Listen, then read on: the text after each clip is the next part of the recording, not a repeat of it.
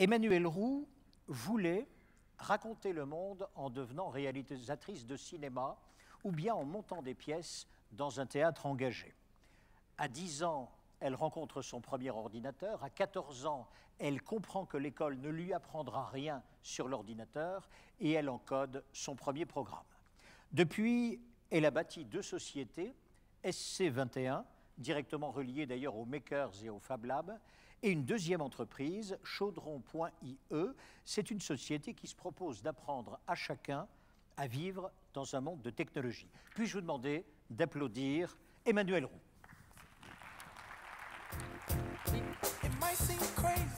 Merci à toi.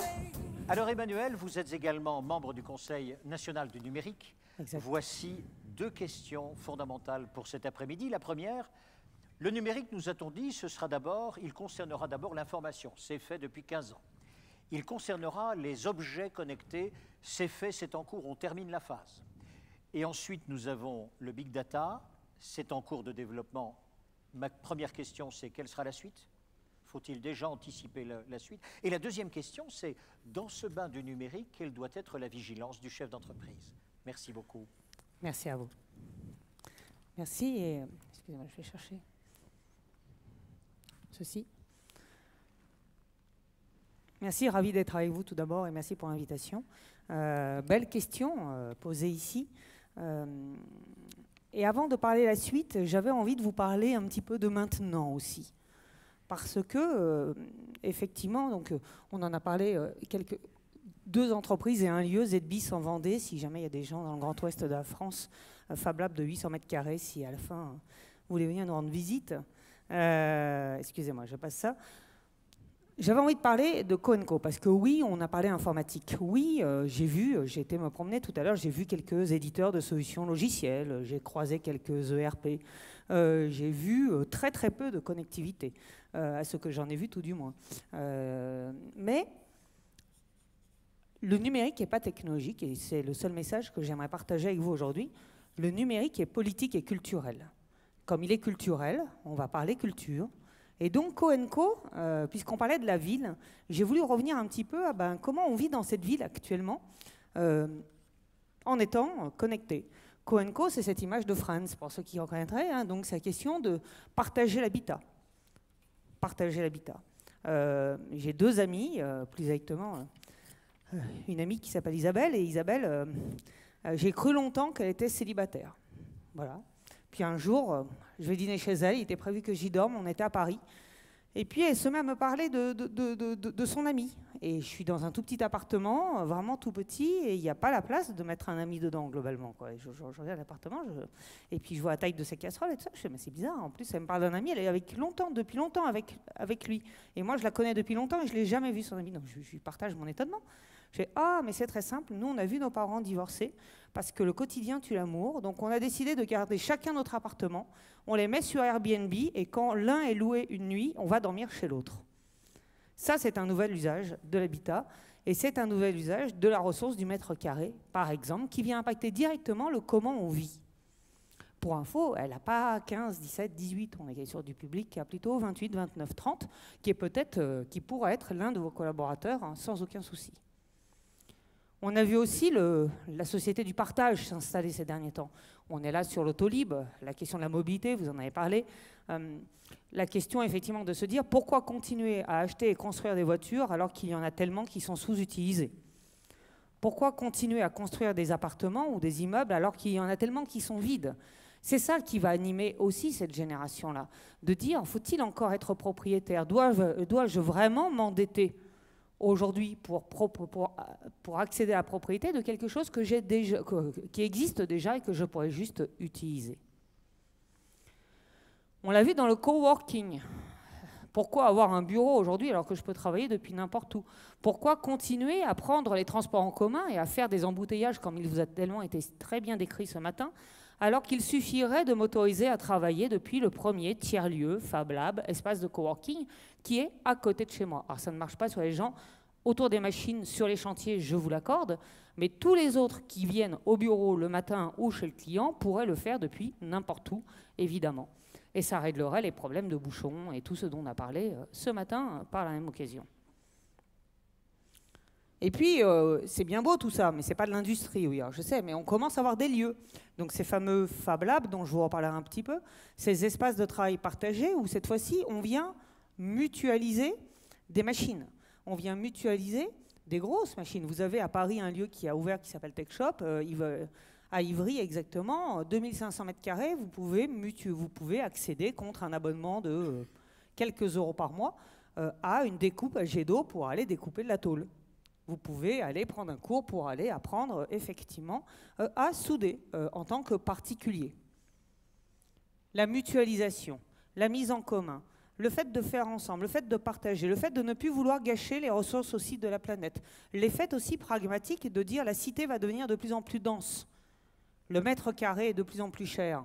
C'est de moins en moins possible d'acheter seul. Moi j'ai des amis qui vivent à San Francisco. Quand ils ne vivent pas à San Francisco, parce que la seule façon pour eux de vivre à San Francisco serait de vivre avec 2, 3, 4 autres couples pour partager un appartement, partager une voiture, partager un espace de travail, partager le co-living. Voilà. Le fait de tout partager. Ce n'est pas toujours un choix, hein. C'est bien ce que je vous dis là. C'est aussi une nécessité, mais qui est une nécessité qui ne devrait pas s'arranger avec l'évolution des villes. On va vers des mégalopoles, on va vers de la densification de l'espace urbain. Donc effectivement, cette notion du vivre ensemble, cette notion de la mise en commun et du partage reste essentielle. Et puis on voit aussi des nouveaux usages, toujours. Ou des nouveaux... Je sais pas si, on a parlé d'impatience ce matin, j'aime bien cette notion d'impatience, effectivement. Manger n'importe quoi depuis n'importe où. Travailler depuis n'importe où, n'importe quand. Voir l'autre et dialoguer depuis aussi n'importe où et n'importe quand. Voilà. Donc cette impatience amène aussi la naissance de nouveaux services. Vous avez là effectivement toute la question de la livraison à vélo, avec aussi des nouvelles formes de travail qui n'ont pas que des avantages, mais qui en ont aussi. C'est un peu comme Uber ce matin, on l'adore, mais il est esclavagiste. Voilà. Il y a effectivement un vrai... des véritables interrogations sur ce sujet en ce moment.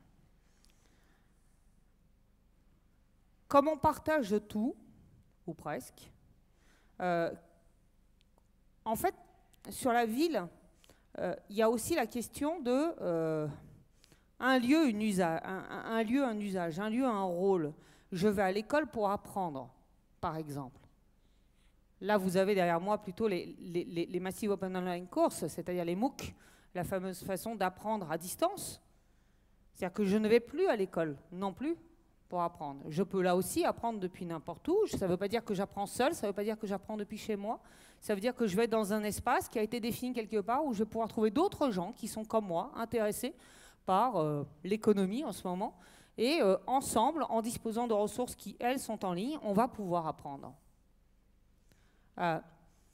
Donc on a vraiment dissocié de plus en plus ce que je fais, où je le fais, quand je le fais. Et ça, c'est la première évolution numérique. C'est la question vraiment de l'organisation, de comment on vit. C'est ce que j'essaie de vous partager. C'est d'abord, avant d'être une question de technologie, avant d'être une question d'outils, c'est d'abord de se dire que nos manières d'apprendre, de travailler, de vivre, de se déplacer sont profondément impactées à l'échelle non pas de l'entreprise, non pas du salarié, non pas du chef d'entreprise, mais de tout citoyen et citoyenne que nous sommes. Et que c'est d'abord une remise en question de ce que nous avons connu ou du monde dans lequel nous avons grandi. L'idée que, bah oui, le matin, on part de chez soi pour pouvoir prendre un transport en commun ou une voiture privative de sorte à aller au travail. Parce que le lieu du travail, c'était le lieu du travail. Ou aller à l'école, parce que le lieu de l'école, c'était le lieu de l'école. Et cette question-là d'espace, de temps et de lieu se transforme profondément. Et si vous transformez l'endroit où l'on va, eh bien on transforme forcément comment on le fait. C'est notre présent. Je pense que vous en êtes conscient. Je pense que je ne vous apprends rien. Simplement se dire que c'est déjà notre présent. On est évidemment dans quelque chose de très très présent. Or, nous sommes déjà, vu la moyenne d'âge dont je fais partie pleinement de la salle, pour le coup, nous sommes encore présents, je vous rassure, mais nous sommes nés dans le passé. Ça, c'est certain. Et en l'occurrence, nous sommes nés, moi j'aime beaucoup cette image. Alors de là où vous êtes, je ne suis pas sûre que vous puissiez voir ce que c'est, mais ce magnifique dessin, c'est en fait c'est le premier organigramme connu. Il date de la grande compagnie du rail, on est en 1850-60, on est à New York. Et on va dessiner un premier organigramme parce que pour le coup, on ne sait plus dire combien on a de bonhommes, à quel endroit, sur quelle ligne. Et donc, on va commencer à venir matérialiser. Moi, je trouve que si vous pouvez refaire vos organigrammes sous ce type de format, c'est vachement plus joli que nos PowerPoint actuels. Mais ça, c'est un autre débat. On y voit bien que la question de la verticalité, la question de la centralisation, la question d'avoir un circuit et un seul possible. Tout comme il y avait un seul endroit où je pouvais apprendre, c'était en allant à l'école. Il y avait un seul endroit où je travaillais, c'était en allant au travail. Cette question-là, effectivement, de la verticalité et de la centralité. On est passé d'un monde, on est en train de passer d'un monde, effectivement, vertical. Par exemple, un monde vertical et linéaire, c'est de dire celui qui travaille, qui génère de l'expérience, va pouvoir capitaliser son expérience et la retransmettre en devenant enseignant pour que les jeunes puissent apprendre ce que lui a appris pendant tellement d'années. Question de la transmission. Quelque chose de très très linéaire. Aujourd'hui, j'aime beaucoup la définition de l'expérience comme étant la capacité à avoir eu plein d'emmerdes et à les avoir surpassées, globalement. Mais l'expérience qui soit de maîtriser le monde tel qu'il était ne nous sert pas à grand-chose dans un monde où, au contraire, qui est tout le temps en mouvement et on a besoin d'apprendre. Et donc, on n'a pas le temps de développer une expertise avant de devoir mettre en œuvre. C'est toute la question du numérique. Je dois commencer par coder pour apprendre à coder, de sorte à pouvoir devenir bonne dans le fait de coder. Donc on a une inversion là du circuit. Donc je reviens, mais parce que vraiment cette question de la linéarité de l'industrie, j'investis pour fabriquer, pour distribuer, pour vendre, pour avoir un jour un retour de son investissement qui va revenir. On est passé de ce monde très vertical, très linéaire, à un monde plat, comme le dit Gilles Babinet, à un monde de réseau, à un monde où chacun d'entre nous, nous pouvons rentrer en interaction directe sans passer par aucune des architectures intermédiaires. Et là aussi, globalement, ça a tout changé et c'est en train de tout changer. C'est en train de tout changer, tout comme la capacité à accéder à la donnée depuis n'importe où, depuis vraiment n'importe où en l'occurrence. Pourtant, et Thierry a très bien dit en introduction, ça a commencé il y a 20 ans. Malgré tout, nous n'arrivons pas, la plupart du temps, réellement, à nous y adapter. C'est-à-dire que si je regarde la plupart de vos organisations, je ne les connais pas, mais la plupart de vos organisations, on va trouver des circuits verticaux.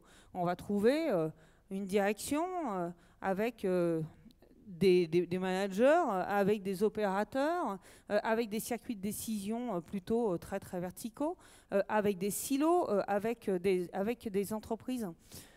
Où vous prenez l'école, hein, vous prenez le cas de l'école. L'école a très très peu changé. Le collège dans lequel j'étais est très identique ou presque au collège de mes enfants actuellement. Vous prenez la manière dont nous allons vivre bientôt des élections, par exemple, là aussi, qui ont très très peu évolué.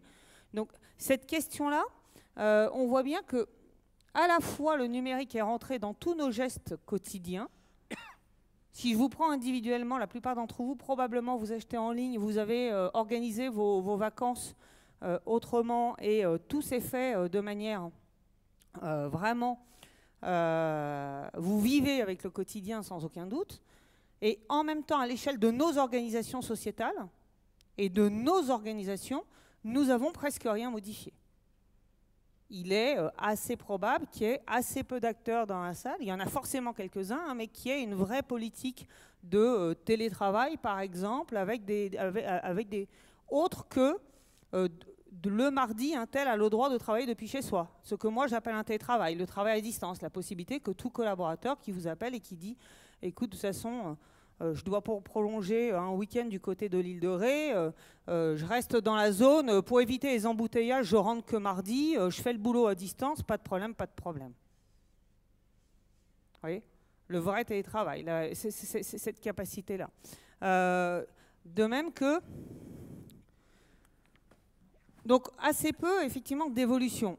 Et ça, c'est un point vraiment important que j'observe. Hein. J'ai la chance de fréquenter aussi bien des milieux académiques, des milieux politiques par le Conseil national du numérique, des milieux entrepreneuriaux par mon activité de chef d'entreprise. Et j'observe à quel point il y a une dissonance qui est très connue en France entre notre capacité à être individuellement imprégné de numérique et notre incapacité à faire évoluer nos organisations et nos modèles de société en parallèle. Pour plein de raisons différentes, moi, c'est celle que j'adore, c'est pourquoi est-ce qu'on est très bon en tant qu'individu, pourquoi est-ce qu'on est numérique, c'est parce que même ma grand-mère achetait en ligne. Sur le Minitel, certes, mais elle achetait en ligne. Donc ça, c'est quelque chose qu'on avait déjà en nous. Pourquoi est-ce que on ne s'est pas beaucoup adapté? Parce que tout ça, ça va très vite, mine de rien. Ça va à la fois très lentement, de mon point de vue, parce que je rappelle que l'ouverture du web à tous a fêté ses 20 ans il y a 2 ans, c'était 1995. Donc ça fait 20 ans que le web est effectivement dans nos paysages.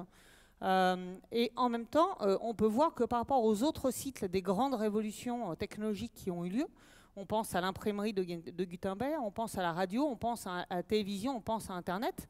Leur cycle, entre le moment où la technologie est apparue en bleu, le moment où le contenu apparaît dessus en vert, le moment où les utilisateurs sont en rouge dessus, et le moment où la publicité est présente, c'est-à-dire il y a assez d'utilisateurs pour créer un business model qui s'appelle la publicité, le cycle de tout ça était long, prenait du temps, permettait de faire tourner sa boîte en laissant venir peut-être un jour, et puis elle ne nous concernait pas tous, en plus l'impact évidemment, en termes de volumétrie sur l'impact était beaucoup plus faible, et permettait d'en comprendre les usages, de les intégrer au fur et à mesure, de faire évoluer nos modèles, d'intégrer des nouvelles générations, d'enseigner ce qu'on avait appris, de transmettre. Celui qui a vu naître l'impression n'a pas été impacté dans sa vie par l'imprimerie de Gutenberg.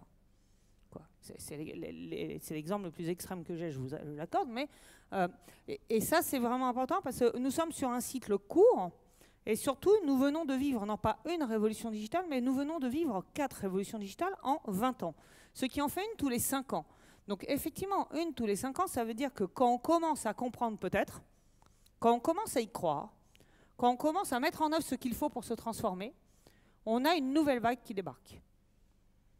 Parce qu'on est encore dans un monde où on essaye de prévoir, on essaye de se dire, tiens, je vais essayer de prévoir, je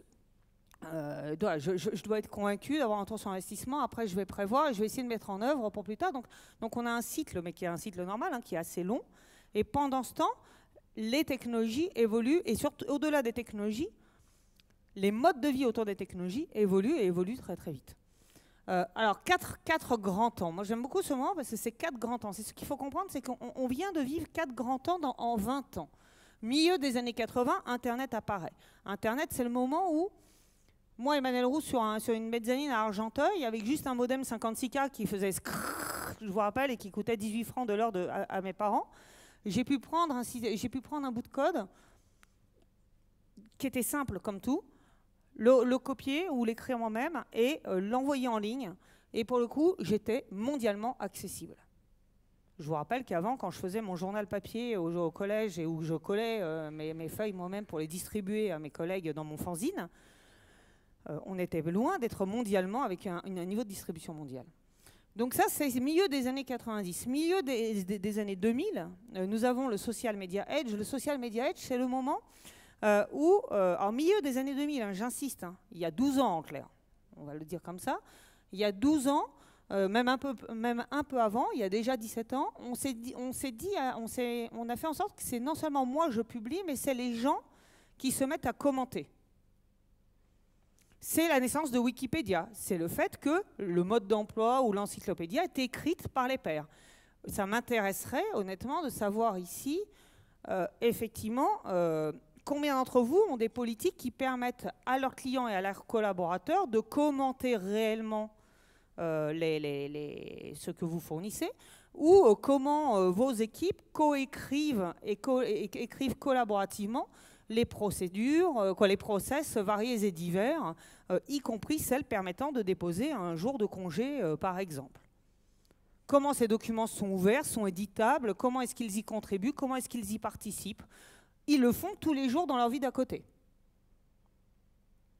Vous voyez, c'est un peu ça que j'ai dit.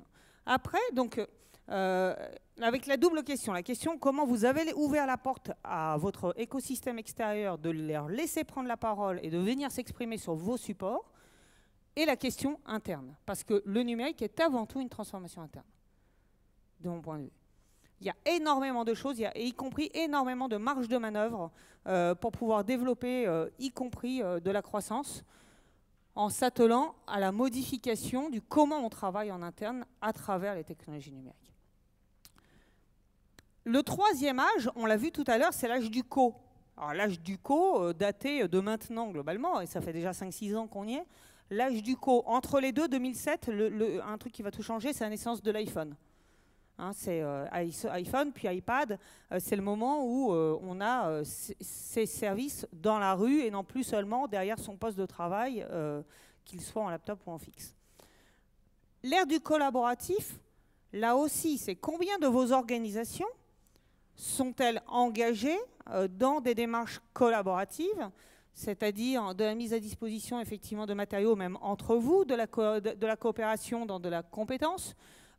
Qu'est-ce que vous échangez? Qu'est-ce que vous partagez? Qu'est-ce que vous avez mutualisé? Quels sont les... Voilà, je vous connais mal, hein, mais je ne fais que vous interroger sur la question, mais je vous invite à regarder effectivement vos business models, à regarder effectivement vos interactions avec vos tiers, et se dire, bah, si dehors, tout le monde est en mode co ou presque, pour le coup, chez nous, quel acteur sommes-nous ou pas de cette économie collaborative? Le monde qu'on voit arriver, et qui pose énormément de questions, bien plus qu'il n'apporte de solutions d'ailleurs, c'est le quatrième âge, l'âge autonome, l'âge d'un monde autonome. Comme vous pouvez voir, si dans le premier, vous avez un humain qui parle à tous les humains dans un sens monodirectionnel, si dans le deuxième, vous avez des humains qui échangent entre eux dans tous les sens, donc il n'y a plus un émetteur et un récepteur, tout le monde est émetteur et récepteur, et tout le monde a la légitimité de venir construire du dialogue et du discours ensemble. Si dans le 3, on arrête d'échanger des idées, mais on se dit hey, au fait, j'ai une voiture et je pars à Rennes ce week-end, est-ce que tu montes dans la voiture avec moi? Ou tiens, ça tombe bien, du coup, mon appart est dispo, est-ce que tu as envie de le prendre? Ou j'ai un collaborateur qui est parti, il y a 10 mètres carrés qui se sont libérés, est-ce que tu as envie de le partager? Donc on s'est mis à partager non plus des idées, mais bien à partager des atomes et des biens. Le quatrième âge, on voit bien que pour le coup, ce sont des objets et des systèmes qui s'échangent différentes choses, dont parfois des humains. D'accord? Je sais. Alors, je vais essayer de... Là, il y a un... Alors, je vais essayer d'illustrer ça. Il y a un projet, moi, que j'adore. Je vais essayer de le faire en cours. Il y a un projet que j'adore parce qu'il raconte exactement ça. Il y a un projet d'une artiste en ce moment qui s'appelle... le projet s'appelle Plantoïde.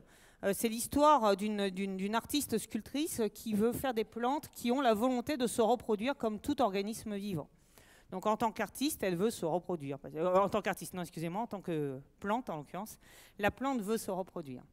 Or, cette plante, elle est métallique, elle est à peu près haute comme ça, et évidemment, elle est incapable biologiquement de se reproduire. Donc, comment est-ce qu'elle fait? La plantoïde, elle édite de la lumière et elle attire à elle des humains qui viennent la visiter, lui rendre visite. Vous voyez, vous comprenez, quoi, à un moment donné, je suis une sculpture, donc si je suis une sculpture, on vient me voir. On vient me voir, on se rapproche de moi. Et dessus, il y a marqué qu'avec un petit QR code, si on veut, on peut me transférer de l'argent. On peut me rémunérer, on peut me rétribuer. Et donc, on peut envoyer ce qu'on va appeler des bitcoins, donc une monnaie numérique et alternative. Je ne rentrerai pas dans les détails aujourd'hui, mais oui, je vais envoyer quelques centimes de bitcoins et non pas d'euros, mais voilà, de quelques centimes de monnaie à cette plante pour féliciter son auteur, évidemment, mais aussi sa simple prestation. Et donc, cette plante... au bout d'un moment, a un petit peu d'argent sur son compte en banque parce qu'elle a un compte en banque qui est rattaché à la plante.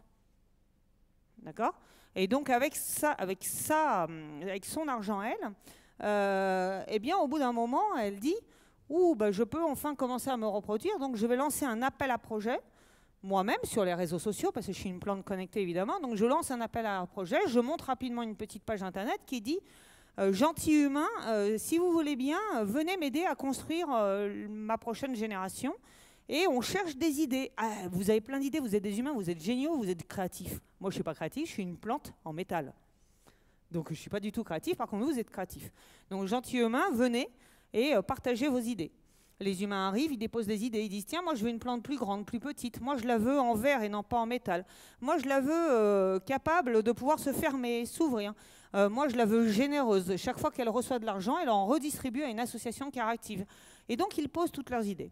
Au bout d'un moment, la plante dit « Oh, c'est génial, il y a plein d'idées, mais je suis qu'une plante très idiote parce que métallique et en sculpture, donc je ne peux pas choisir les meilleures. Donc, gentil humain, est-ce que vous voulez bien voter ? Venez nous dire quelle est la meilleure. » Et donc, les humains s'agitent et viennent évidemment dire, ils viennent liker et dire « Ah, ça j'adore, ça j'aime pas du tout, ça d'ailleurs je mets un commentaire, etc. etc. » Donc, au bout d'un moment, la plante a constitué son cahier des charges.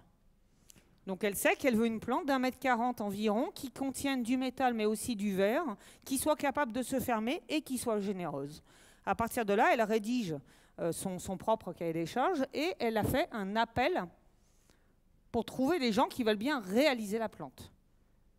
Pas gratuitement, hein, mais contre rémunération, parce que je vous rappelle qu'elle a de l'argent.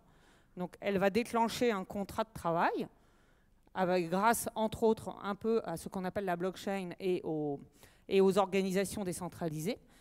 Et elle va être capable de rémunérer ceux qui vont venir réellement sculpter, fondre, etc. Ça marche avec une plante qui a envie de se reproduire. Ça marche aussi de plus en plus. On voit arriver des projets, y compris avec des remorques, par exemple, ou des cargos qui sont capables, parce qu'ils sont connectés, de savoir qu'on a posé X% de matériaux sur eux, que d'ailleurs ils sont pleins, que pour des raisons de NFC ou autres, être capable de détecter que c'est le bon matériau, de confirmer eux-mêmes aux fournisseurs que oui, ils ont bien le matériel qui est arrivé dans la remorque, et la remorque peut même partir, la voiture peut même être autonome, vous en savez probablement quelque chose de plus en plus. C'est déjà là. Alors, la question de la blockchain, l'automatisation de la voiture autonome, c'est en train d'arriver. C'est pas, voilà, c'est en train d'arriver, mais c'est là, c'est pas loin. Et donc, ce monde automatique, il pose plein de questions. Il pose plein de questions. Est-ce que j'ai vraiment envie de travailler pour un objet? Est-ce que c'est différent que de bosser pour un patron? Est-ce que jusqu'où l'intelligence artificielle va être capable de donner effectivement une volonté à ces machines? Qu'est-ce que ça impacte dans notre modèle social? Ça veut dire quoi en termes de compétences pour nous? Elle est où notre valeur ajoutée si la remorque est capable de détecter elle-même qu'elle a bien le bon contenu et la bonne commande qui est arrivée, et si la transaction est faite, si elle est capable de la valider, et si elle est capable derrière d'envoyer la marchandise au bon endroit? Qu'en est-il? Eh bien, je vais vous dire, il n'y a pas de réponse à ça. Oui, aujourd'hui, il n'y a pas de réponse. Mais c'est ça qui est important. Parce qu'il n'y a pas de réponse, parce qu'il n'y a pas assez de gens autour de la table pour y réfléchir et pour être en train de le construire.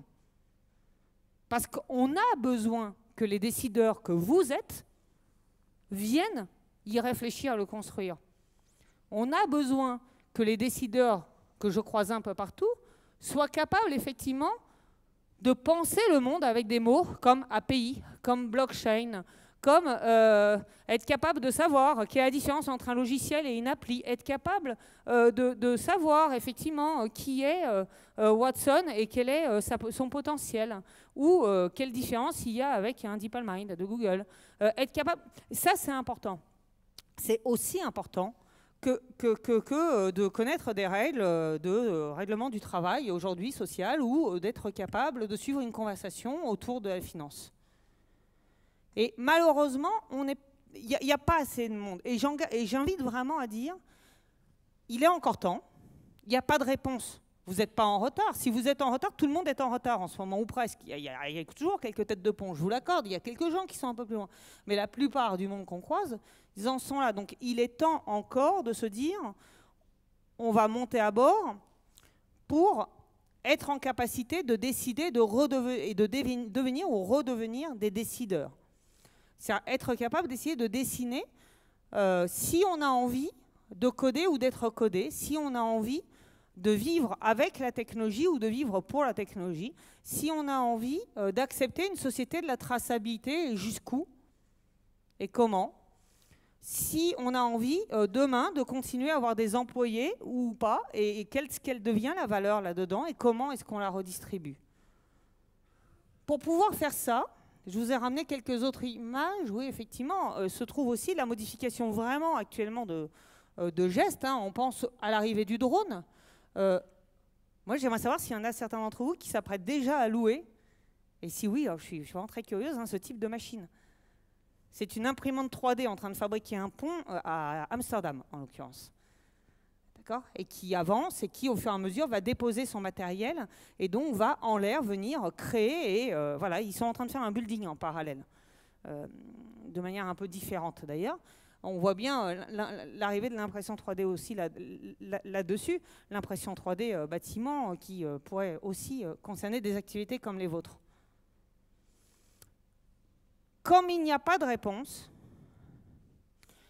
je vous montre ça parce que c'est important, parce que ça veut dire qu'il faut revoir les compétences. Il y a vraiment une question de se dire, on a un monde nouveau qui est là, on a la responsabilité historique de mettre en place les conditions du monde d'après. On est à un vrai moment de rupture, et ce vrai moment de rupture, il induit vraiment de devoir revoir ce qui était connu comme étant nos compétences. Il invite vraiment à étendre largement nos compétences. Non seulement à étendre nos compétences, mais aussi à explorer, à se dire qu'il est normal de ne pas avoir de réponse. N'ayons pas peur. Ne trouvons pas ça compliqué. Dites-nous qu'au contraire, on a la chance d'être au moment où c'est à construire, c'est à faire, c'est à explorer. Il faut juste accepter qu'on ne sait pas. On n'est pas les experts qu'on est censé être. On doit redévelopper la capacité de questionner, l'esprit critique, la capacité de remettre en question, la capacité de reposer les questions.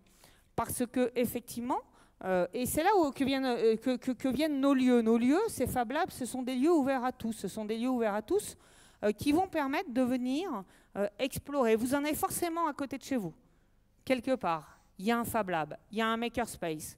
Il y a parfois un hackerspace, ou sinon il y a une cantine, un espace de coworking. Il y a un de ces lieux, un de ces tiers-lieux, un de ces lieux dans lesquels effectivement, je vais reprendre le Fab Lab plus particulièrement, on va pouvoir venir découvrir, on va pouvoir venir se poser la question, on va pouvoir venir acquérir les compétences essentielles de l'homme et de la femme du numérique à l'ère de la renaissance numérique. Venir effectivement... reprendre ses compétences, pouvoir effectivement prototyper aussi, essayer, échouer, recommencer, créer quelques objets connectés, développer des capacités de production locale. Je peux produire ici, si j'ai une imprimante 3D, une découpe laser, une découpe à jet d'eau. Je peux produire ici et maintenant. Je peux donc redévelopper une forme d'artisanat. Là aussi, ça vient changer les choses si on produit sur place. Il y a des OMG qui commencent à embarquer des imprimantes 3D sur des chantiers lorsqu'il y a des catastrophes naturelles pour venir fabriquer sur place tous les outils du quotidien, la visserie, les jointures et compagnie qui permettent de fabriquer sur place. Pareil dans le médical. Avant tout, développer un esprit Fab Lab, c'est développer un esprit, vraiment un état d'esprit. Se dire, vu qu'on ne sait pas où ça va, vu qu'il n'y a pas de réponse globalement, on doit essayer, on doit tester, on doit se planter le plus vite possible pour réussir demain le mieux possible.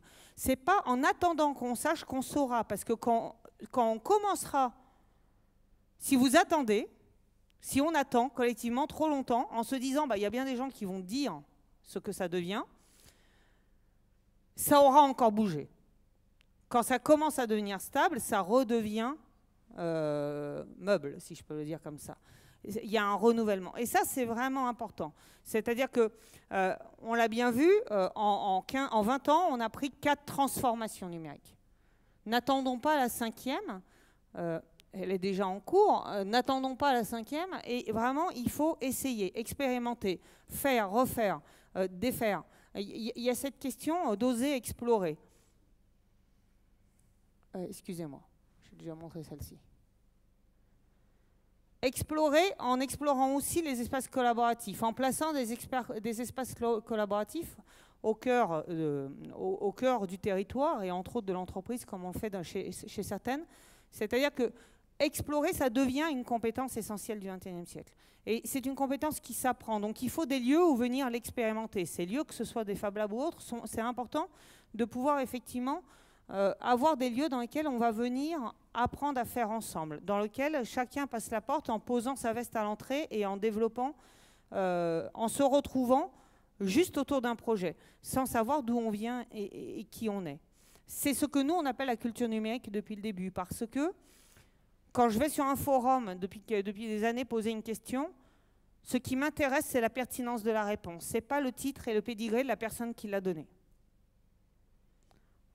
Voilà, donc ça, c'est effectivement un point absolument essentiel, de pouvoir créer des espaces neutres, des espaces neutres dans lesquels on va pouvoir faire ensemble et faire. Ces espaces, ils sont aussi ouverts à tous. Apprendre en faisant, apprendre tout au long de la vie, apprendre tout le temps, apprendre autrement. Cette question de mettre à jour les compétences de chacun va être essentielle et est déjà essentielle, et donc avoir des espaces qui vont permettre de monter en compétences. Et puis, on y fait naître des projets, on y incube la suite, on y fait les prochains prototypes. On peut effectivement incuber des projets qui deviendront des clés de succès demain. Les Fab Labs, c'est un mouvement international. C'est-à-dire que des gens qui ouvrent ces lieux en ce moment, il y en a partout, sur toute la planète.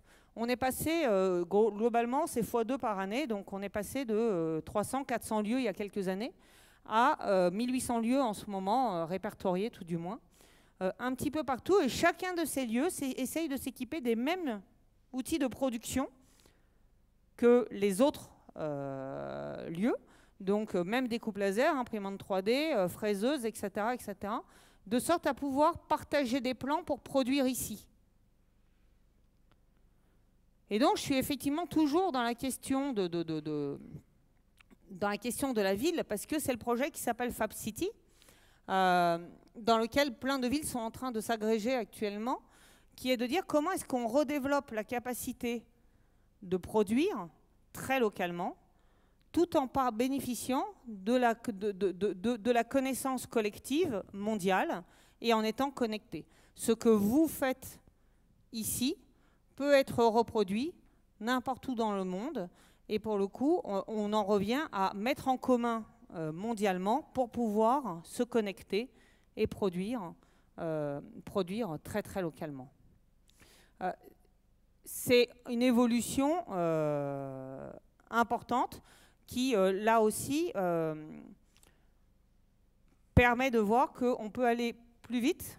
Elle pose différentes questions, dont celle de voir qu'effectivement, on peut s'appuyer sur l'intelligence collective pour faire plus vite dans un monde qui change tout le temps. Ça me semble important.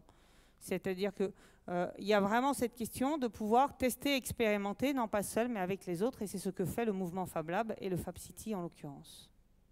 Je pense que je suis en avance, Thierry. Terriblement, mais je n'ai pas de montre. En termes de temps. Des 15 minutes. Et j'aurais bien pris des questions, plutôt. Possible? Si c'était possible. J'avais plutôt envie de vous écouter, et donc effectivement, plutôt des questions, mais je ne sais pas si c'est très, très clair, mais pour le coup, ce qui compte vraiment, c'est tous les métiers vont changer, toutes les actions sont en train de changer, ou ont déjà changé, et la question de faire monter en compétence tout le monde va être essentielle. De faire monter en compétence autour des compétences technologiques, mais de faire aussi monter en compétence autour des compétences sociales, la capacité à faire avec les autres, la capacité à coopérer, la capacité à créer ensemble, la capacité à mettre en commun. Et ce ne sont pas des compétences innées. Et ces compétences-là vont être d'autant plus essentielles que tu me demandais la question de l'intelligence artificielle qui arrive et qui est déjà là elle aussi, et où on sait bien qu'il va falloir aussi être complémentaire d'une autre espèce pensante, si je peux dire ça comme ça, qui va être l'IA. ou qui est déjà l'IA, et donc effectivement on va aussi devoir apprendre à coopérer là encore avec des tiers. Or on nous a appris à tout sauf à coopérer. Je vous rappelle qu'à l'école vous deviez rendre une copie avec une note individuelle. Je pense que dans la plupart de vos organisations il n'y a probablement que très peu d'indicateurs pour monter en carrière dans les entretiens individuels sur le nombre de projets échoués et sur le nombre de coopérations avec des systèmes tiers, que ce soit des startups, le service d'en face, les gens d'un autre site, et que ça, aujourd'hui, ce n'est pas valorisé dans les évolutions de carrière. Qu'on continue à vouloir protéger ces travaux et les publier et les protéger dans son ordinateur et les montrer qu'à la fin, et qu'on a du mal, dans beaucoup de lieux, à donner sa copie ou son document de travail à un tiers pour qu'il travaille à partir de là. Précisément, nous allons ouvrir, si vous le voulez bien, Emmanuel, nous ouvrons le débat. Avez-vous là-dessus des questions? Avez-vous des objections? Avez-vous des remarques? J'en ai. En attendant les vôtres, bien sûr. Fab Lab, qui travaille déjà dans un Fab Lab actuellement? Quelle entreprise? Quelle entreprise y délègue du temps, des compétences, des personnalités? Pendant ce temps-là, moi, ce sont autant de collaborateurs qui ne sont pas à leur poste et qui ne sont pas en train de produire. Qui fait ça? Merci, effectivement. Alors, globalement, pas mal d'acteurs actuellement. Moi, je peux te citer ceux avec lesquels nous, on travaille. Le premier avec qui on a travaillé est ADO, Maison Mère Leroy Merlin, en l'occurrence, tout le groupe ADO, qui a ouvert le Bricolab dans son siège social pour permettre à tout collaborateur de passer la porte pour pouvoir venir y faire un projet, prototyper, essayer, expérimenter, juste tester, croiser l'autre aussi, un peu par hasard, et venir effectivement, au fur et à mesure, s'approprier ses compétences numériques. Donc, apprendre à piloter une imprimante 3D, apprendre ce qu'est l'extension d'un fichier, apprendre à publier un commentaire sur un forum, apprendre à dessiner un tracé vectoriel pour le découper à la vinyle, pour faire la signalétique de son service. Apprendre à connecter une carte Arduino pour mettre un capteur de température ou faire un détecteur de salle de réunion, par exemple. Donc, autrement dit... Alors, au-delà d'ADO, excuse-moi pour répondre un tout petit peu, pour le coup, nous, son partenaire de ZBIS, donc le lieu que je pilote, 800 mètres carrés, quand tu ouvres 800 mètres carrés à Saint-Georges de Montaigu, en face de Sodebo, Saint-Georges de Montaigu, c'est tout petit sur une carte. Pour le coup, il y a des questions un peu financières de réussir à ouvrir ce type d'espace. Et donc, nous, on a fait une campagne de préachat d'utilisation du lieu auprès de grands groupes ou de PME et d'ETI. Le groupe Atlantique a dit oui, le groupe Sodebo, l'entreprise Sodebo a dit oui. Et GRDF est l'un de nos plus gros partenaires aujourd'hui. Par exemple, on vient de signer, alors pas tout à fait encore dessus, mais on vient de signer avec un très grand équipementier plutôt dans le monde de la mécanique. On travaille régulièrement avec Decathlon, on travaille avec la Maïf. Donc aujourd'hui, énormément d'entreprises comprennent qu'il est important, d'avoir des espaces dans lesquels leurs collaborateurs vont venir mettre à jour leurs compétences et que ce n'est pas juste apprendre à cliquer sur le bon bouton du bon CRM, mais que c'est beaucoup plus large que ça, que ces compétences, c'est celle de savoir chercher l'information, d'être capable de la trouver, d'être capable de la republier, de la partager, d'être capable, quand on a une question, de ne pas attendre la réponse de quelque part, mais d'aller déclencher une démarche de recherche de la réponse. Grâce à Internet, on dit souvent, c'est souvent notre meilleur ami ou notre pire ennemi, on ne sait pas toujours, mais pour le coup, c'est quand même là. Voilà. Je prends le cas de Leroy Merlin. Leroy Merlin, ce sont 22 000 salariés partout en France. Leroy Merlin a une vision 2025. Oui. Il veut installer des Fab Labs à l'intérieur de chaque magasin. Je comprends qu'il délègue effectivement un certain nombre de collaborateurs. Ici, essentiellement des PME, une centaine de personnes, 40 personnes, 200 personnes, de très belles ETI également. Pourquoi, moi, entrepreneur, j'irai déléguer quelques collaborateurs dans un Fab Lab pour leur dire « va et informe-toi, instruis-toi sur le numérique ». Quelle est la plus-value? Quelle est la plus-value à terme, même à 3 ans, de cet investissement-là? La première plus-value, c'est l'employabilité. Pardon? L'employabilité. C'est-à-dire que dans 3, 4, 5 ans, quand les opérateurs sur le terrain devront gérer le fait que les nouvelles machines qui sont entrées sont effectivement des imprimantes 3D et qu'il faut savoir les piloter, quand on devra avoir des pilotes de drones dans les entreprises pour aller voir les chantiers, quand tous les fichiers seront de toute façon complètement numériques, quand tout sera sur tablette ou en réalité augmentée. Hein, c'est-à-dire que moi je travaille avec une entreprise sociale pour le coup qui faisait de la récolte de déchets, voilà, vraiment chantier d'insertion, etc. Leur plus gros problème aujourd'hui, c'est que même les gestes qui étaient les gestes les plus simples et qu'on pouvait donner à une population parfois analphabète et illettrée, deviennent des gestes où on utilise des tablettes et des interfaces. Alors, j'aimerais maintenant conquérir un continent, le voici.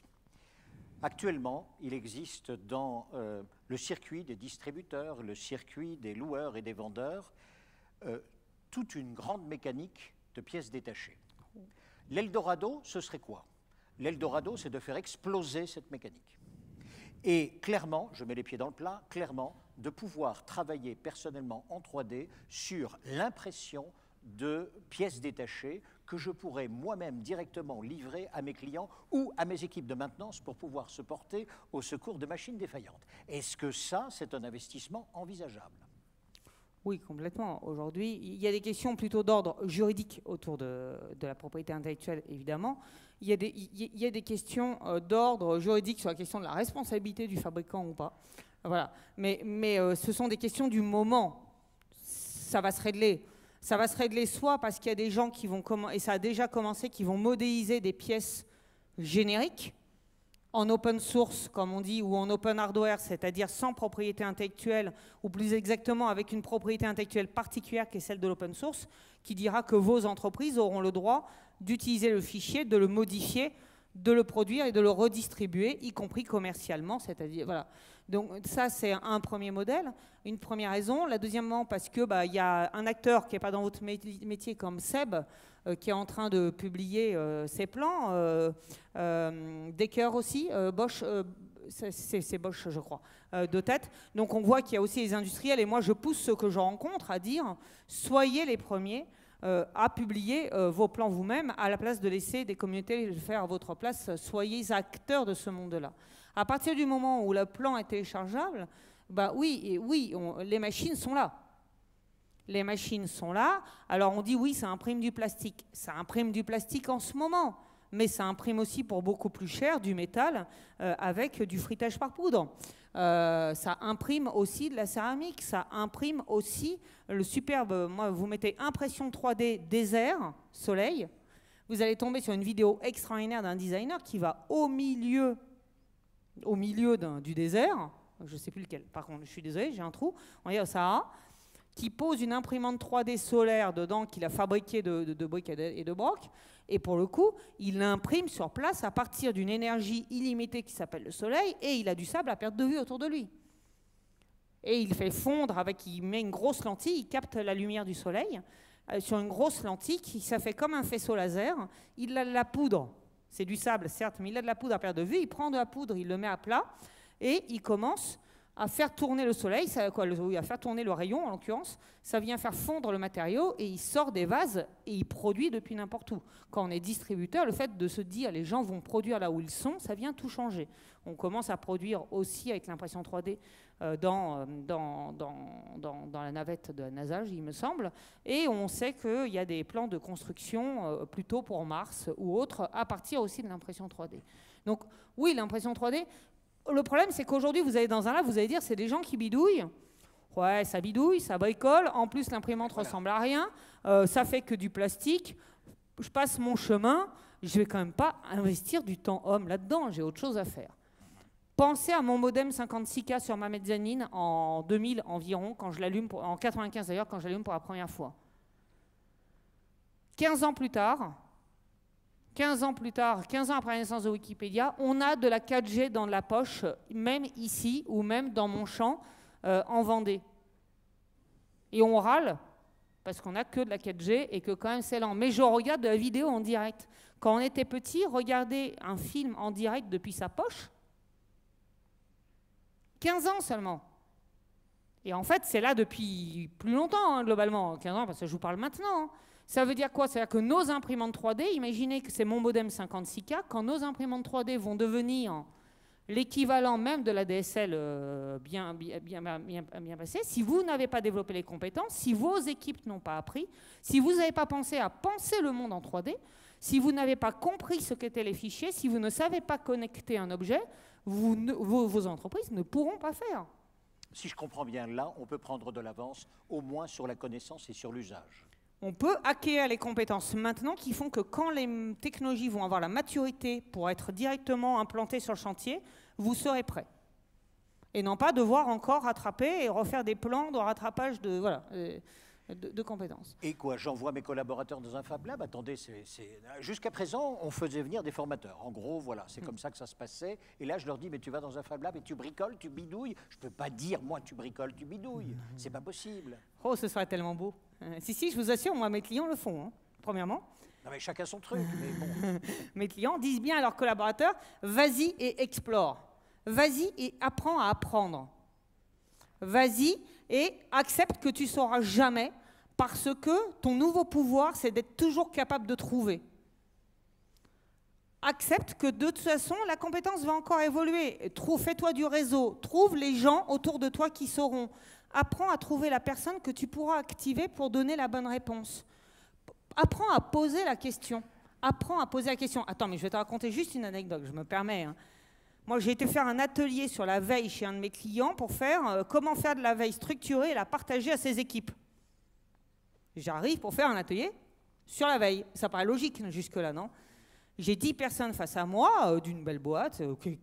J'ai la chance de travailler avec des leaders, la plupart, hein, donc plutôt une très belle entreprise. Voilà. Et dans les 10 personnes que j'ai devant moi, j'en ai une qui vient faire de la veille, savoir faire de la veille et la partager. J'en ai 9 qui me disent bah, moi, mon problème, c'est que quand je tape un truc sur Google, il y a trop de réponses et je ne sais pas trouver la bonne réponse.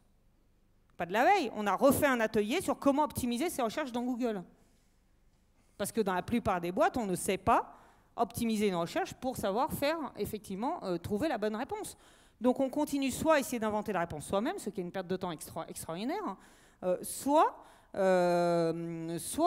à galérer parce qu'on ne trouve pas la réponse, soit on abandonne l'idée qu'on pourrait peut-être être capable de trouver une nouvelle réponse. Le Fab Lab, c'est quoi? C'est l'université du numérique, le Fab Lab, c'est ça? C'est l'école en continu du numérique? Alors, c'est intéressant la question que tu poses parce que j'ai 2 entreprises, comme tu as très bien dit. SC21, on ouvre plutôt quand on accompagne la transition et on ouvre des labs, aussi bien dans les entreprises que sur les territoires, parce qu'on ouvre des zones dans lesquelles on vient explorer, on vient apprendre, on vient sans enjeu ni jugement, on vient apprendre qu'on est capable d'essayer, qu'on est capable de tester, qu'on est légitime pour essayer. Je prends des entreprises comme Atlantique, qui est aussi, avec qui on travaille, qui ont des politiques tous innovateurs. Comment l'innovation est dans toute l'entreprise et comment chacun peut amener vraiment de nouvelles idées et surtout mener son projet jusqu'au bout lui-même. La compétence essentielle, c'est de se sentir légitime, d'avoir le droit d'exprimer le fait que peut-être on aurait une solution. Elle est là, la compétence, elle est managériale. Hein. C'est comment je dis à mes équipes que oui, s'ils ont une piste d'amélioration, parce que tous les jours, ils galèrent avec un truc sur le terrain, c'est pas la peine que ça arrive d'un cabinet de R&D quelque part, ils ont probablement un début de solution, et donc comment on le teste, comment on se dit pas, tiens, je vais équiper toutes mes machines d'entrée de jeu, mais comment on expérimente, on teste, on est capable d'aller dans le Fab Lab pour effectivement aller faire un premier proto en 3D, et puis en même temps, on a connecté 3 capteurs à une carte Arduino ou Raspberry, puis on l'a posé sur la machine, et puis on est capable de scripter un petit script dans ces compétences clés, de la même manière qu'on a un service RH, de la même manière qu'on a tout en fait. Hein. Dans ces compétences clés en interne, eh ben, on est autonome pour pouvoir être capable de faire son proto, de vérifier, de récupérer son flux de données, de le traiter. Et puis quand on industrialisera, on ira voir des pros évidemment. Donc ça, c'est le lab. Le chaudron.io, qui est l'autre boîte que j'ai, c'est un accélérateur pédagogique. C'est-à-dire de dire, on doit tellement rattraper les compétences et on doit tellement les développer. Et il y a tellement de boulot devant nous pour faire passer vraiment... c'est comme quand le monde est devenu international avec l'aviation civile. Tu vois, quand il a fallu soudainement que tout le monde se mette à parler anglais ou presque, eh bien, il a fallu, pour le coup, mettre en place des formations accélérées à l'anglais. Pour moi, le monde devient technologique, on doit se former de manière accélérée à la technologie. Donc, le rôle du chaudron, c'est la question de la formation accélérée. C'est-à-dire qu'on on vient apprendre une compétence particulière précise. Puis-je avoir une autre lecture? À partir du moment où l'aviation civile fut là, tout le monde n'est pas devenu pilote. Et à l'intérieur d'une entreprise, bien sûr. Tout le monde ne va pas devenir non plus un prix Nobel du numérique. Ça, ce sont des tâches que je vais déléguer. Je me fais l'avocat du diable. Mais est-il vraiment nécessaire que tous mes collaborateurs, à un moment donné, soient délégués dans un Fab Lab? Alors, il y a plusieurs choses dans ce que tu dis. Je ne dis pas tout le monde doit devenir développeur et prix Nobel en intelligence artificielle, clairement. Je dis de la même manière, et je n'ai pas dit d'ailleurs que tout le monde était devenu traducteur international. Ça se saurait d'ailleurs si on était tous des traducteurs internationaux. Par contre, il y a ceux qui ont appris un bout d'un truc qu'on appelle un globish. Perso, je parle le globish. C'est-à-dire que j'ai une vague capacité à être capable d'échanger. J'étais en Allemagne encore hier, je m'en sors, on arrive à survivre, on est capable même de faire un peu de business ensemble à la rigueur. Je parle un globish et ça me suffit. Et il y a ceux qui ne parlent pas de globish du tout. Et j'en connais plein parce que moi je suis en Vendée, donc les PME industrielles vendéennes, je les connais parfaitement. Et pour le coup, il y en a plein effectivement qui ne parlent pas du tout de globish, c'est-à-dire qui n'ont pas du tout d'anglais dans l'entreprise. Et quand je dis du tout, même en avoir 3% ou 5%, ça ne suffit pas. Parce que si tous mes collaborateurs sont capables aujourd'hui de faire une recherche en ligne en anglais, ils trouveront beaucoup plus de réponses que s'ils sont capables de faire une recherche en ligne tout court. Donc j'ai effectivement aujourd'hui, on voit bien qu'il y a des entreprises qui sont handicapées dans leur développement parce que la compétence essentielle, une compétence qui est devenue essentielle, n'est pas là. Aujourd'hui, si on garde un illettrisme technologique tel qu'il est aujourd'hui dans les entreprises, eh bien, on va avoir un handicap technologique qui va être vraiment très, très, très important.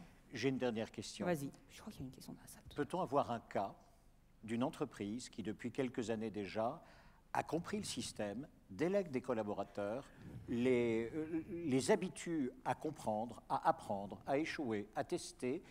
Quel est le résultat au bout de quelques années ou de quelques mois à l'intérieur de l'entreprise? Oui, très bien. J'ai un bel exemple en tête que je n'ai pas accompagné pour le coup, mais qui est vraiment un exemple extraordinaire. Moi, j'adore Renault. Je suis désolée, je crois que... Mais voilà, vous voyez, pour le coup, Renault, vous avez quelqu'un qui s'appelle Michael Desmoulins chez Renault, qui se lance dans l'aventure Fab Lab, qui lui est un interne, un intrapreneur, comme on dirait aujourd'hui, et qui se lance dans l'aventure des Fab Labs en même temps que moi, il y a 6-7 ans maintenant, et qui va réussir, en sous-marin au début, à monter un petit Fab Lab chez Renault. Et puis, il arrive à faire en sorte qu'il y ait des gens qui y viennent. Et puis, son petit Fab Lab, il va négocier pour que ce soit reconnu vraiment comme une partie de la formation des collaborateurs. Et puis, ça prend un peu plus de volume. Là, on est quelques années plus tard. Ah oui, il se met à fréquenter le milieu international des Fab Labs. Donc, je le rencontre la première fois à Boston, dans l'anniversaire annuel des Fab Labs qui était à Boston cette année-là. L'année prochaine, c'est Santiago de Chili. L'année d'avant, c'était Shenzhen. Donc, vraiment, cette capacité à aller voir le monde. Et puis, on est au CES 2017, excuse-moi. Le CES, c'est le grand salon des objets connectés à Las Vegas en début d'année, voilà la grande messe sur le sujet. Et Renault fait une annonce. Renault est en train de commercialiser ou de travailler, ou tout du moins, il va... Alors, je ne pense pas qu'ils en soient à la commercialisation, j'ai un doute, mais il s'apprête, on va dire, à commercialiser un modèle qui s'appelle le Twizy de tête, qui est basé sur un châssis OS véhicule, qui est une voiture open source. Donc ils se sont alliés à des gens du réseau Fab Lab qui s'appelle OS véhicule, c'est des Chino-Italiens, qui ont développé un châssis automobile que vous pouvez monter en 1 heure, faire venir à plat dans des camions, ils mettent 16 voitures dans un cargo, dans un conteneur, vous les accueillez, vous les montez, et à partir de là, vous pouvez redévelopper une industrie, de venir refabriquer la carrosserie et tout ce qui va autour du châssis sur une base OS véhicule. Renault est là aujourd'hui en train de faire la première voiture open hardware, c'est-à-dire sans propriété intellectuelle ou avec moins de propriété intellectuelle tout du moins, sur un moteur électrique, parce qu'il me disait que c'était impossible sur du thermique pour des raisons qui m'échappent, mais c'est trop complexe, il y a des questions de complexité là qui m'échappent pour le coup. Et entre-temps, le lab interne est devenu le Creative Lab et c'est devenu l'école de la créativité. Et les collaborateurs, ils en passent plein pour pouvoir venir développer des compétences, autant des compétences technologiques que des compétences liées à la créativité et au faire ensemble. Et ça se passe chez Renault en ce moment, et c'est l'une des plus belles entreprises sur le sujet aujourd'hui, je crois. Après, je ne les connais pas toutes. Voilà. Mesdames et messieurs, je vais vous demander d'applaudir Emmanuel Roux. Merci.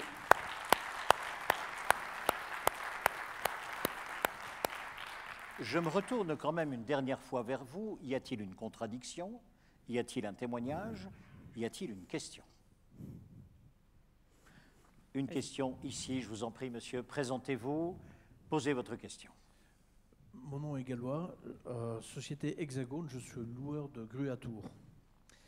Alors, ma question, en fait, c'est plutôt une remarque. En fait, je me disais qu'à l'ère industrielle, on avait créé dans les écoles des travaux manuels pour les enfants. Ils avaient leur petit Fab Lab, mais manuel. Et je me dis qu'à l'ère numérique, je m'étonne que ça ne se fasse pas, qu'on ne crée pas des Fab Labs dans les universités. Moi aussi, j'étais un des premiers connectés en Belgique. Et j'étais à l'époque relié à l'université de Louvain, qui se reliait à une université américaine. Et j'étais en fait sur un système Apple avec Gopher, vous avez dû connaître ça. Mosaic est venu après. Et à cette époque, c'était effectivement très dur. On perdait à la ligne une fois sur deux. Ça coûtait très très cher. Et depuis lors, je me suis débrouillé tout seul. Mais je me suis toujours demandé pourquoi, effectivement, il n'y avait pas ce genre de développement dans les écoles. Et si j'ai fait la comparaison entre l'ère industrielle et l'ère numérique, c'est parce que je crois que les besoins sont différents de l'un et de l'autre, et qu'effectivement, tout son sens aurait de faire, soit à l'université, soit dans les collèges, des Fab Labs, et de développer ça à ce niveau-là. Merci beaucoup pour votre remarque. Un commentaire? Oui, merci. C'est un sujet complexe parce qu'en fait, alors globalement, j'ai ouvert un Fab Lab à la fac à l'université de Cergy-Pontoise, ça s'appelle le Fac Lab. C'était en 2012, on a ouvert. J'ai arrêté là depuis quelques mois parce que mais le Fac Lab est toujours là. C'est juste moi, à titre perso, j'avais plus le temps. Mais pour le coup, d'abord se pose la question de la transformation des métiers des actifs. C'est-à-dire qu'aujourd'hui, les gens qui sont en poste, comment est-ce qu'on accompagne la mutation rapide et violente qu'il y a autour des compétences, je vous dis, l'introduction de la tablette, du nomadisme, les objets connectés, les drones, etc. etc. C'est des nouvelles compétences, la capacité à chercher l'information, etc. Donc ça pose la question de la formation, même pas continue, vraiment la formation tout au long de la vie, et le fait de dire on doit continuer à apprendre maintenant. Sur les enfants, on voit arriver des cours du code dans les écoles françaises en ce moment. Mes gamins, moi j'ai 2 gamins, ils font du scratch à l'école, ça vient. C'est souvent fait par le prof de techno ou de maths. C'est pas fait par le prof d'histoire géo. Et ça, moi, ça me désole, parce qu'on est en train de dire aux enfants, c'est pas de l'ordre de la culture générale, c'est de l'ordre de l'acte technique. Si tu es scientifique, tu vas faire développeur, et donc tu vas apprendre à coder.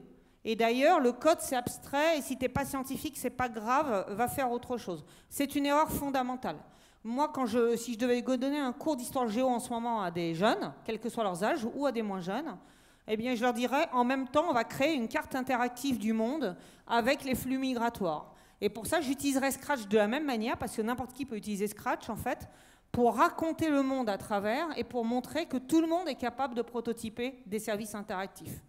C'est pas ça, être un développeur. Si c'est pour faire la même carte interactive sous forme d'un jeu temps réel avec des centaines de milliers de joueurs derrière, oui, il faut des vrais professionnels de l'informatique. Mais pensez le monde interactivement, pensez quelles données j'affiche où, pensez comment ça interagit avec l'utilisateur, pensez comment je construis et d'où viennent mes sources d'informations, pensez comment je les sélectionne parmi tout ce qui est écrit en ce moment dans les actualités, pensez qu'est-ce que je mets en avant dans un monde digital. Ça, c'est de l'ordre de savoir écrire et lire. C'est le code et la nouvelle grammaire du monde et on doit acquérir ces compétences comme étant des compétences littéraires et d'humanisme et non pas scientifiques et techniques. Merci beaucoup, Emmanuel. Merci. Merci.